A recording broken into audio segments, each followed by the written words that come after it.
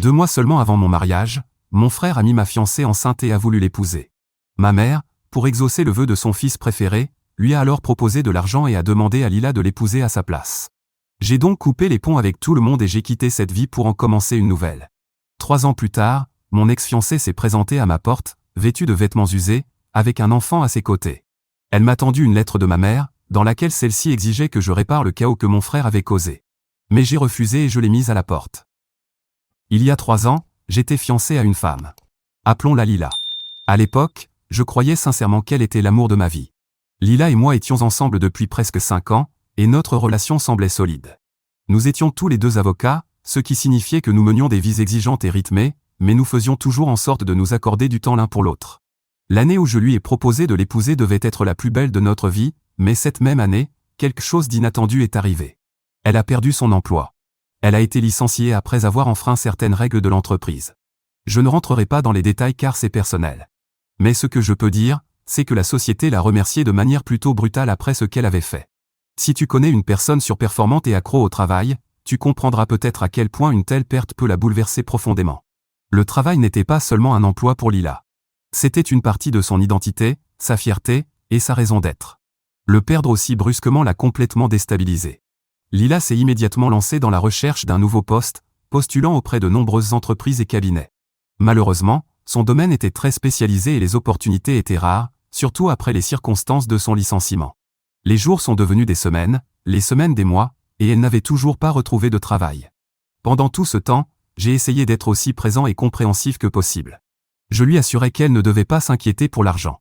Après tout, nous étions fiancés, et je considérais qu'il était de mon devoir de prendre soin d'elle durant cette période difficile. Connaissant la tendance de Lila à trop réfléchir et à se stresser, je l'encourageais à se détendre et à ne pas se laisser consumer par la situation. À ma grande surprise, elle a suivi mon conseil, ou du moins, elle a essayé. Avec tout ce temps libre, elle a décidé de se consacrer à un rêve qu'elle avait toujours eu, apprendre la poterie. Elle s'est inscrite à un cours de poterie local et a commencé à y consacrer ses heures libres. C'est aussi dans ce cours que mon frère, Mason, allait. Laisse-moi te parler un peu de Mason. C'est tout l'opposé de moi. J'étais le frère sérieux, un peu nerd, concentré sur mes études et ma carrière, tandis que Mason était le fauteur de troubles typiques. Il passait ses journées d'école à faire des bêtises, à s'amuser, et s'était forgé une réputation de séducteur insouciant. Cette réputation l'a suivi jusqu'à l'université et au-delà. C'est le genre de gars qui ne restait jamais longtemps avec une fille et qui ne prenait rien au sérieux. Lila avait rencontré Mason au début de notre relation et savait très bien quel genre de personne il était. Donc, quand elle a commencé à aller dans le même cours de poterie que lui, j'ai cru que c'était juste une coïncidence. Mais avec le recul, c'est à ce moment-là que les choses ont commencé à changer. En quelques semaines à peine, ils sont devenus étonnamment proches. Au début, je ne m'en suis pas trop préoccupé. Mason proposait de la déposer ou de la ramener du cours, ce qui semblait gentil, bien que peu commun. Lila rentrait à la maison et me racontait avec enthousiasme ce qu'ils avaient fait en cours ou me montrait les pièces sur lesquelles ils avaient travaillé. Puis leurs sorties ont dépassé le cadre de la poterie. Ils ont commencé à passer du temps ensemble le week-end, à visiter des musées d'art ou à découvrir de nouveaux restaurants. C'étaient des activités que Lila et moi faisions d'habitude ensemble, mais maintenant, elle les faisait avec Mason à la place. Petit à petit, je ne pouvais plus ignorer les changements dans le comportement de Lila. Elle passait beaucoup plus de temps avec Mason, et cela affectait notre relation. Elle commençait même à annuler nos soirées en couple pour être avec lui. Je ne suis pas du genre à laisser les choses s'envenimer en silence. Alors un soir, je l'ai confrontée directement. Je lui ai demandé franchement s'il se passait quelque chose entre elle et Mason. Lila a été surprise par ma question, presque choquée. Elle a nié catégoriquement toute relation inappropriée et a insisté sur le fait que leur lien était purement amical. Elle m'a expliqué que passer du temps avec lui était léger, amusant, et qu'elle le voyait un peu comme un petit frère. Elle semblait vraiment blessée que je puisse imaginer autre chose. Et pendant un moment, je me suis senti coupable de l'avoir soupçonné. Mais au fond de moi, ces paroles n'ont pas entièrement apaisé mes doutes. Tout a explosé juste 2 mois avant notre mariage. Je travaillais d'arrache-pied à ce moment-là, jonglant avec une charge de travail intense pour m'assurer que tout soit prêt financièrement. Depuis que Lila avait perdu son emploi, j'assumais seul toutes les dépenses liées à notre maison et à notre mariage. Elle n'avait toujours pas retrouvé de travail. Et même si elle utilisait une partie de ses économies pour ses besoins personnels ou en cas d'urgence, je portais le poids principal de tout. Entre le stress, les paiements et l'organisation du mariage, mes heures au bureau s'étaient allongées et j'étais de moins en moins présent. Avec le recul, peut-être que cela leur a donné l'opportunité de se rapprocher autant. Un soir, je suis rentré plus tôt d'un voyage d'affaires. J'étais impatient de surprendre Lila et de passer du temps avec elle. En arrivant dans l'allée, j'ai tout de suite remarqué la voiture de mon frère garée devant. En temps normal, je n'aurais pas trouvé cela étrange. Masson avait l'habitude de venir à l'improviste, mais cette fois, c'était différent. Il était déjà plus de 21 heures, et voir sa voiture si tard m'a mis la puce à l'oreille. En déverrouillant la porte et en entrant discrètement, j'ai tout de suite entendu des rires étouffés venant de l'intérieur. Le salon était vide, mais la télé était allumée, projetant des ombres dans la pièce. Mes yeux ont tout de suite été attirés par les canettes de bière éparpillées sur le sol, puis par les vêtements et sous-vêtements de Lila jetés pêle-mêle parmi eux. Mon estomac s'est noué. Je savais exactement ce que j'étais sur le point de découvrir. Une partie de moi voulait faire demi-tour, mais l'autre, celle qui avait besoin d'une preuve irréfutable, m'a poussé à continuer. Il fallait que je le voie de mes propres yeux. J'ai avancé lentement, le cœur battant, en direction de la chambre. Je suis arrivé au seuil de la porte et je me suis arrêté. Ils étaient là. Lila et Masson, enlacés de la manière la plus intime qu'on puisse imaginer. Ils étaient tellement absorbés l'un par l'autre qu'ils ne m'ont même pas vu. Normalement, je suis quelqu'un de calme et posé. Mais là, c'était une trahison d'un niveau inimaginable. Ma fiancée, la femme que j'étais censé épouser dans 2 mois, était au lit avec mon propre frère. Sans dire un mot, je suis entré dans la chambre, je me suis approché du lit et j'ai attrapé Masson par la nuque. J'ai arraché son visage de celui de Lila, et le choc sur son visage m'a presque satisfait. Il s'est tourné vers moi, et son expression est immédiatement passée de la confusion à la terreur. Je n'ai même pas regardé Lila. Masson s'est mis à bredouiller des excuses, mais ces mots ne signifiaient rien pour moi à ce moment-là. Je lui ai asséné un coup de poing en plein nez. Le craquement esséurant de l'os m'a procuré une sombre satisfaction tandis que le sang commençait à couler de son visage. Il a crié de douleur, mais j'en avais encore sous la main. Je l'ai frappé encore et encore. Chaque coup était plus violent que le précédent. Le sang ruisselait de son nez jusqu'à sa chemise, mais je m'en fichais. Il a reculé en titubant, essayant faiblement de se protéger, mais je ne me suis pas arrêté. Une fois qu'il était au sol, en sang et implorant pitié, j'ai tourné mon attention vers Lila. Elle était assise sur le lit, tremblante, en larmes. Je l'ai regardée droit dans les yeux et je lui ai dit, d'une voix froide et maîtrisée, qu'elle avait 10 minutes pour quitter ma maison. Sinon, je lui ai dit que je n'hésiterais pas à la réduire au même état que mon frère. Elle a commencé à me supplier, à s'excuser encore et encore. Elle disait qu'elle pouvait tout m'expliquer, qu'elle ne voulait pas que je la chasse, qu'elle voulait réparer les choses. Mais je ne voulais ni ses excuses, ni ses justifications. J'ai jeté un œil à ma montre et je lui ai dit d'un ton plat, « Il te reste 9 minutes. » Le ton de ma voix et le regard que j'avais ont dû lui faire comprendre que je ne plaisantais pas, parce qu'elle s'est précipitée hors du lit et a commencé à s'habiller en tremblant. Les larmes coulaient sur son visage pendant qu'elle attrapait une valise dans le placard et commençait à y fourrer tout ce qu'elle pouvait. Une fois qu'elle eut terminé, traînant sa valise à moitié remplie dans l'escalier, elle s'est tournée une dernière fois vers moi.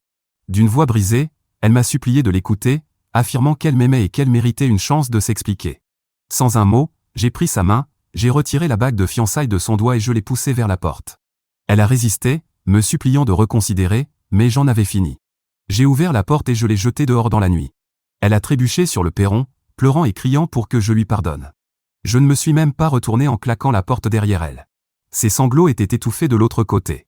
Le visage de Masson était encore ensanglanté après notre altercation, et même si je bouillonnais encore de rage, je ne voulais pas être responsable de quelque chose de pire. J'ai appelé mes parents et je leur ai tout raconté.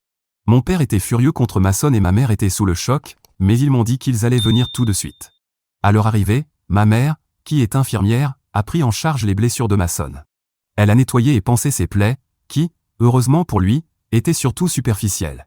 Pendant ce temps, mon père m'a emmené dans le jardin, à l'écart de Masson. Il voyait bien que mes mains tremblaient encore de colère et que je tenais à peine debout émotionnellement. Un peu plus tard, Masson est sorti avec ma mère. Son visage était tuméfié, son nez bandé, et sa chemise encore tachée de sang. Il s'est excusé de m'avoir trahi, affirmant qu'il n'avait jamais voulu que les choses se passent ainsi, puis il a lâché la bombe. Il m'a dit qu'il était amoureux de Lila. Je me suis enfin tourné vers lui, le regard plein de haine. Il a continué, m'expliquant qu'il croyait que Lila ressentait la même chose pour lui. Il a prétendu que c'était la première fois qu'ils couchaient ensemble, comme si ça rendait la chose plus acceptable. Puis il a sorti son téléphone et m'a montré leurs messages.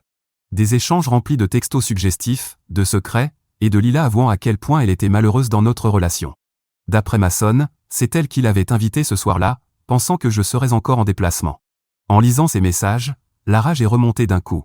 Masson continuait de parler, disant à quel point il regrettait, mais qu'il n'avait jamais ressenti quelque chose d'aussi fort pour quelqu'un auparavant. Il disait qu'il ne pouvait pas s'en empêcher, et il me suppliait de lui pardonner. Ces mots étaient comme des poignards enfoncés dans une plaie béante. Mon père, qui était resté silencieux jusque-là, a fini par exploser. Il a sévèrement réprimandé Masson, lui disant à quel point il m'avait trahi et qu'il devrait avoir honte. Mais la réaction de ma mère a été différente. Mason avait toujours été son préféré, et je voyais bien qu'elle peinait à gérer la situation. Elle a commencé à me dire que peu importe ce que je déciderais de faire avec Lila, je devais pardonner à mon frère. Elle disait qu'il semblait vraiment repentant, comme si cela diminuait l'ampleur de sa trahison. Je n'en croyais pas mes oreilles. Je l'ai coupé et j'ai dit à mes parents que je ne voulais pas de leçons, ni de conseils. Tout ce que je voulais, c'était qu'ils prennent Mason et qu'ils partent. Je ne pouvais plus le voir en face. Mon père a hoché la tête, comprenant que j'avais besoin d'espace, et il a aidé Mason à monter dans la voiture. Ma mère a hésité, voulant clairement rester pour calmer les choses, mais elle a fini par les suivre. Dans les semaines qui ont suivi, je me suis débattu avec les séquelles émotionnelles de la trahison de Lila. Elle m'envoyait des messages sans arrêt, me suppliant de lui pardonner, essayant de s'expliquer, mais ses justifications tournaient toujours en rond, reprenant plus ou moins ce que Mason m'avait déjà dit. Elle affirmait qu'il n'avait jamais voulu me blesser. Je l'ai ignoré pendant toutes ces semaines. Puis, sans prévenir, j'ai reçu un appel de Mason. Il m'a annoncé que Lila et lui venaient d'apprendre qu'elle était enceinte, et que le bébé était de lui. Il m'a dit que, puisqu'elle portait son enfant, il voulait l'épouser, et il voulait ma bénédiction. Je n'en revenais pas de son culot, après tout ce qu'il m'avait fait.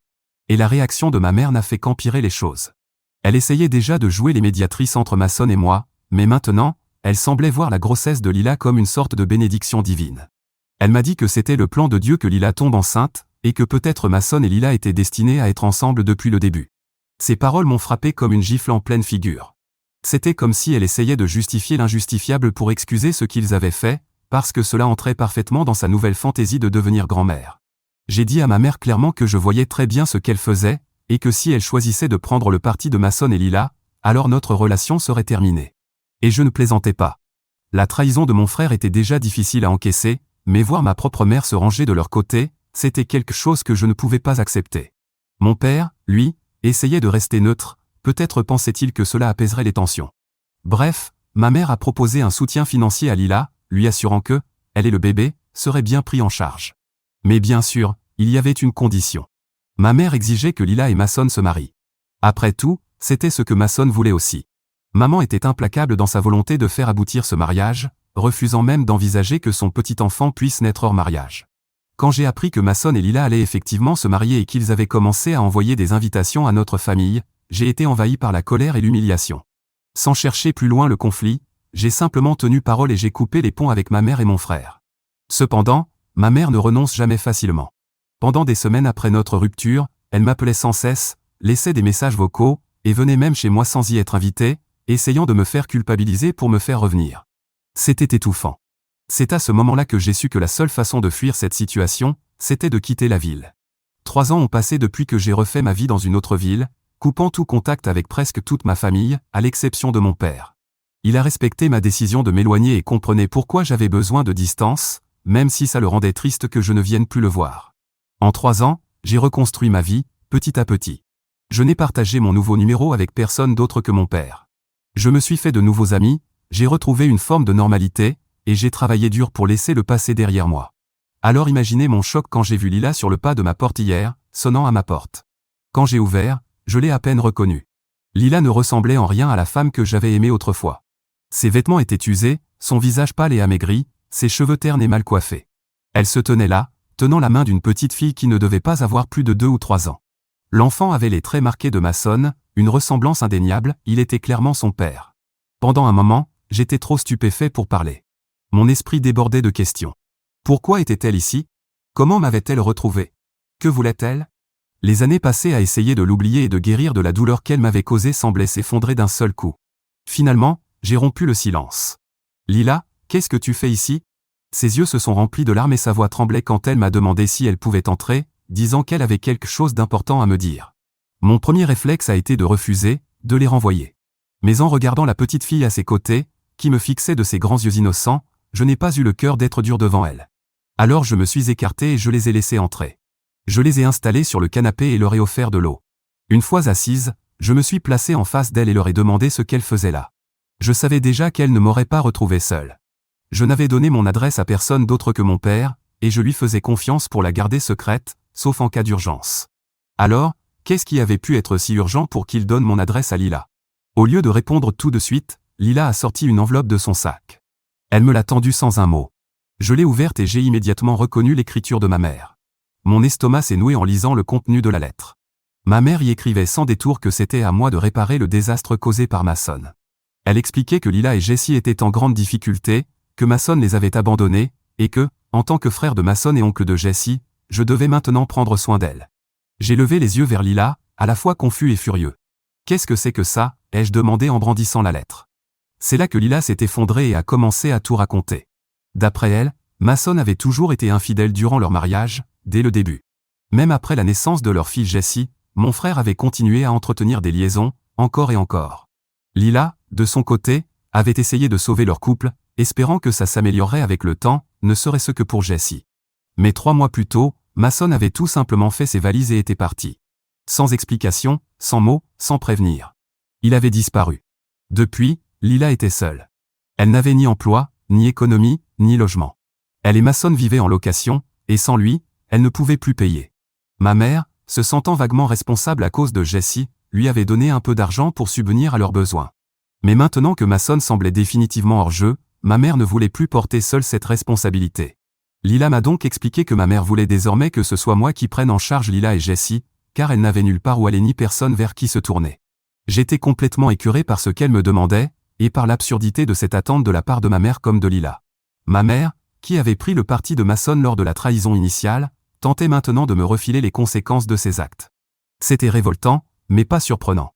Le favoritisme aveugle de ma mère envers Mason l'avait toujours empêché de voir les dégâts qu'il causait. J'ai immédiatement dit à Lila, sans détour et devant l'enfant, qu'elle n'avait aucun droit d'attendre quoi que ce soit de moi. Ce n'était pas mon enfant. Elle n'était plus ma fiancée, et cette situation ne relevait en rien de ma responsabilité. Même si je ressentais une certaine pitié en apprenant que Mason l'avait abandonnée, elle aurait dû s'y attendre. Après tout, Mason n'était ni fiable ni digne de confiance. Quoi qu'il en soit, je refusais de me laisser manipuler par la culpabilité, alors j'ai demandé à Lila de partir. Elle s'est mise à pleurer, disant qu'elle n'avait nulle part où aller, pas un sou, et que ce qui lui restait, elle l'avait utilisé pour payer l'essence et venir jusqu'à moi. Finalement, je lui ai donné quelques billets de $100 avant de lui demander de partir. Depuis, même si je sais que j'ai fait ce qu'il fallait, je ne peux m'empêcher de ressentir une certaine culpabilité. J'ai de la peine pour cette pauvre enfant. Alors, qu'en pensez-vous ? Mise à jour 1. D'accord. J'aimerais clarifier certaines choses. Le comportement de ma mère dans cette situation me dépasse complètement. Le fait qu'elle essaie de me faire culpabiliser pour que j'aide Lila et son enfant après tout ce qui s'est passé est incroyablement égoïste. Je comprends qu'elle puisse se sentir obligée à cause de sa petite fille, mais elle ne devrait pas s'attendre à ce que je ramasse les morceaux du chaos laissé par son fils, surtout après avoir totalement ignoré mes sentiments et pris le parti de Mason lors de cette trahison. Sa demande est d'autant plus déplacée. Je suis d'accord avec certains d'entre vous, mon père m'a trahi lui aussi. Au lieu de me soutenir après l'infidélité, il a adopté une posture neutre. Même s'il a réprimandé mon frère à un moment donné, il ne s'est jamais réellement rangé de mon côté. En ne s'opposant pas au comportement manipulateur de ma mère, il a lui aussi contribué à cette trahison. Je compte lui parler très prochainement. Lila a peut-être été abandonnée par Mason, mais cela ne signifie pas automatiquement que je doive m'occuper d'elle. Elle a fait des choix. Et même si je ressens une certaine compassion face à sa situation, je ne lui dois rien. Le fait qu'elle se présente chez moi, sans rien d'autre qu'une histoire larmoyante et un enfant, ne fait que souligner son désespoir. Ce que j'ai fait, lui demander de partir tout en lui donnant un peu d'argent, ce n'était pas de la cruauté, c'était poser des limites. Je ne l'ai pas rejeté par rancune. J'ai simplement précisé que ce n'était pas à moi de réparer les dégâts causés par Mason. Je ne suis pas obligé de m'occuper d'elle sous prétexte qu'elle traverse une mauvaise passe. Non. Cet enfant n'est clairement pas le mien.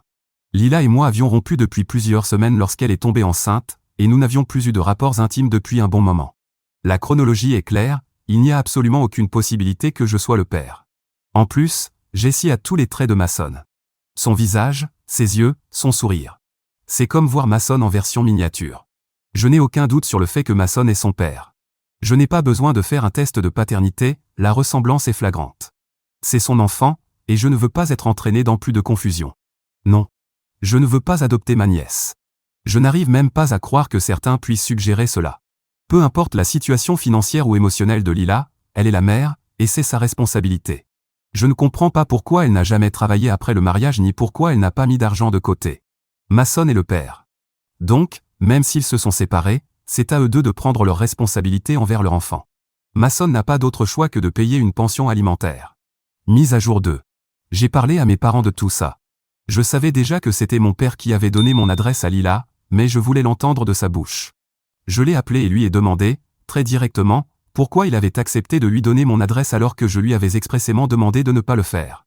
Et ce qu'il attendait exactement de moi pour Lila et son enfant après toutes ces années. Mon père est resté silencieux un moment, visiblement mal à l'aise. Puis il a poussé un profond soupir et s'est excusé. « Je suis désolé, fiston. »« Vraiment ?» a-t-il dit, la voix lourde de regret. « On a tout essayé pour aider Lila, mais avec Mason parti depuis si longtemps, on ne pouvait pas faire grand-chose. Ta mère m'a supplié de lui donner ton adresse. Elle s'est dit que peut-être, si tu la revoyais après tout ce temps, tu voudrais peut-être l'aider un peu, vu qu'elle n'a nulle part où aller. » J'ai senti la colère monter en moi et je lui ai demandé pourquoi il pensait que j'aiderais une femme comme elle. Elle m'a trahi avec Mason. Elle m'a blessé. Et maintenant tu veux que je l'aide ? Je lui ai demandé. Mon père m'a dit qu'il comprenait pourquoi j'étais en colère. Il a expliqué que ni lui ni ma mère ne voulaient que les choses tournent comme ça, mais que Lila et Jessie faisaient aussi partie de la famille. Il croyait que j'étais leur seul espoir. Il s'est excusé de nouveau, mais je ne l'écoutais plus. Je lui ai dit que lui et moi, c'était fini. J'avais cru qu'il était différent de ma mère, mais au final, ce sont tous les mêmes traîtres.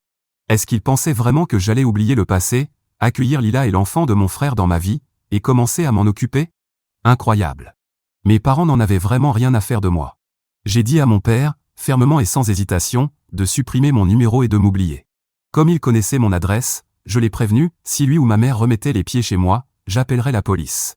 Mon père a essayé de s'excuser encore, me suppliant d'écouter, mais je n'étais plus intéressé. Ma voix ne tremblait pas, mais le poids de mes paroles résonnait fort.